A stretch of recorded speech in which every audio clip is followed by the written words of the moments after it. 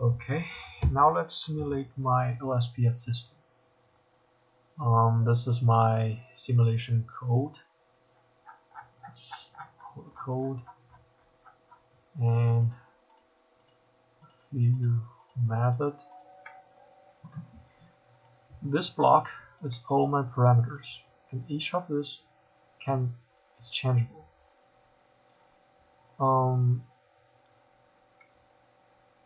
When using 8 PSK, I'll send this M to 8. When using QPSK, I'll send this M to 4. So we'll see it later. After in this project, we need to do a trade-off between complexity and performance, which means this parameter. The larger this parameter, the less complexity the system is. Sorry, not system complexity. Energy. The less energy the system uses, but worse performance the system has. The smaller this interval is, where the complexity energy using is large, is use more energy, but the performance is way better. We'll see the figure in a few minutes. You can see all these blocks corresponds to one of those modules I mentioned in my report and in the last presentation video. You can check one by one if you want. Anyway, so from this is the baseband data generating module and China coding module, QPSK modulation. Well, when m is equals to 4, it's QPSK. If I change this to 8, this is gonna be 8 PSK modulation module. And this is SP conversion module. And this is frequency band enlarge module. I mean, I'll enlarge the frequency band by adding zeros. This is pilot insertion module, and this is IFFT module. And this is insert cycle prefix module.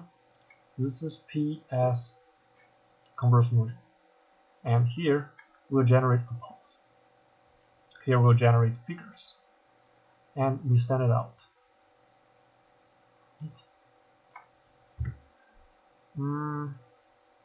That's the sender. And from here to the end would be the receiver. Technically, it's the same. It's just everything works the opposite. Okay, so we're going to simulate. Well, we should wait for a few minutes.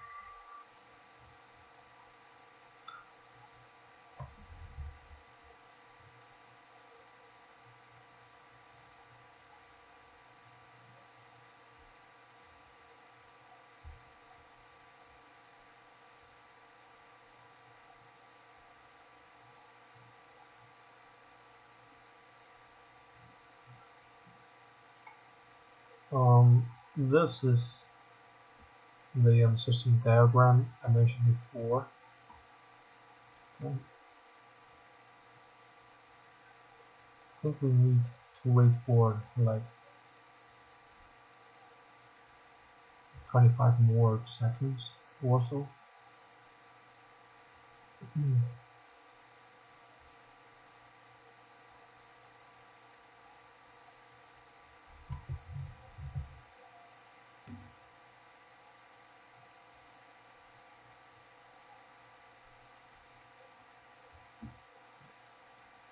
Well,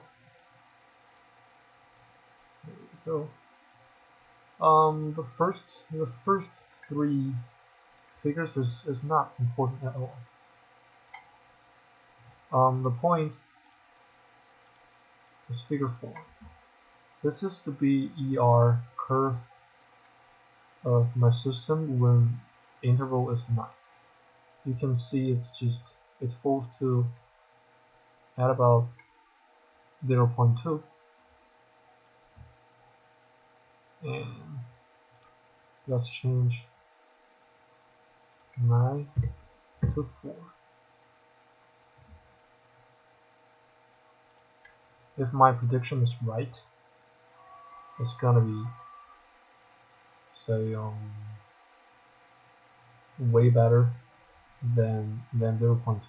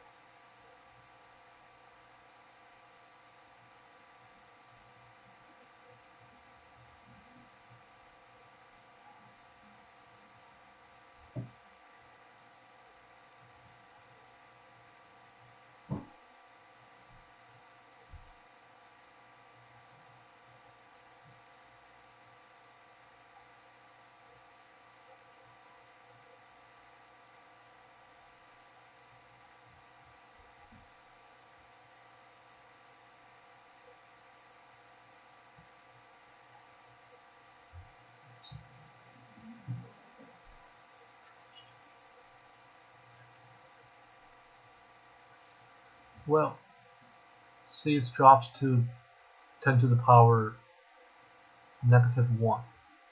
So it's a little bit better than when the interval is not. So we need to do a trade-off in practical system. But now, for now we just simulate it, Okay, and now I'm going to change this 4 to 8. And now I'm not using QPSK. I'm using 8PSK. And I'm going to change this back to 9. Let's see the result. As I said before that QPSK is better than 8PSK, so I can't remember clear that how small the BR is at the end of this simulation, but I think it should be larger than 0.2. Well, we'll see it in a few seconds.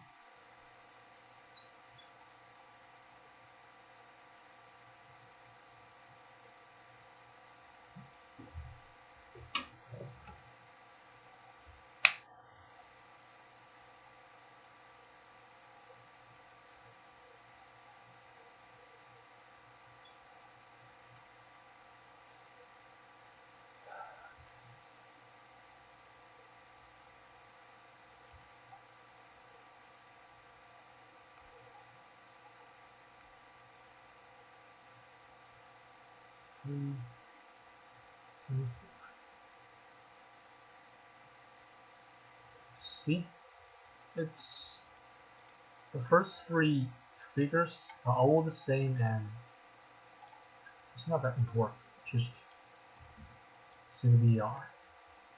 It dropped significantly and down to, well, at least it's more than 0.2. Okay, and let's change the interval from 9 to 2.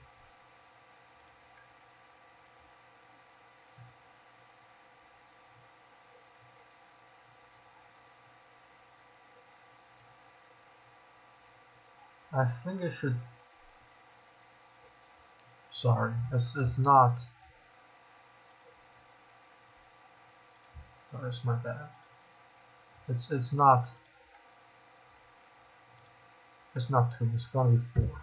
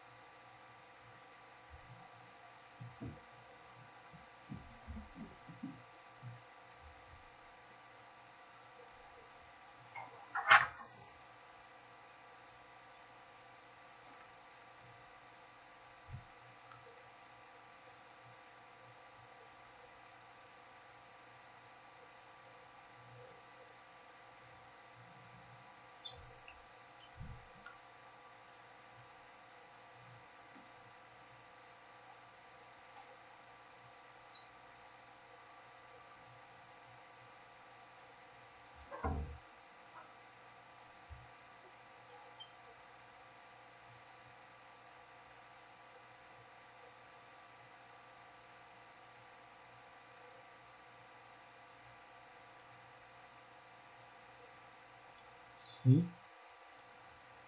it's a little bit better than it's a little bit better than 8 PSK. So from the result figures, we know that different pause shift keying has different performance. Some of them is better, some of them is worse, but when we use exactly the same PSK, we need to do a trade-off.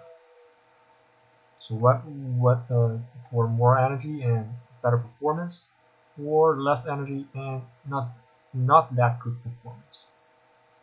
By changing this, the larger, the worse performance. The smaller, the better performance. That's it.